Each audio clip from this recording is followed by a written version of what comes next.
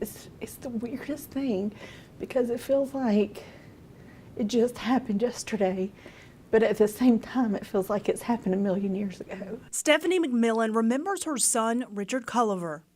There's a little piece of him in everything I do.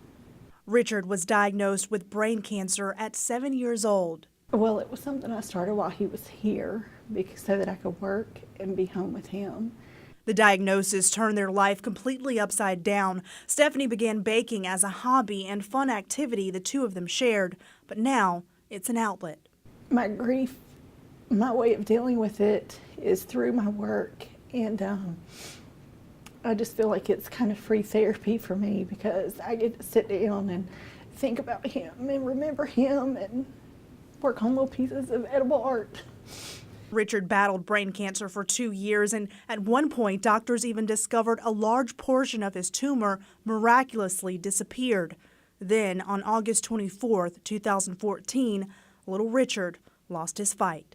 One of the hardest things after losing somebody is you're so worried about them being forgotten. But Stephanie and the entire community came together to fulfill a lifetime of memories in the short time that Richard had left. From his love for baseball to getting his wings and playing with horses. Now, 18 months later, each day for Stephanie gets harder to face. I think the first year you're kind of in a haze. Grief counselor Linda Gill says that's common for anyone experiencing a loss. I think the first year is a year of survival for people because they're going through all the first things for the first time. Any holidays associated with children like Christmas, Mother's Day, and of course, birthdays are often the most difficult. I think I was on the autopilot since he's a twin. I still had to celebrate for my daughter, and it was her first birthday without him, so I wanted to make sure it was over the top.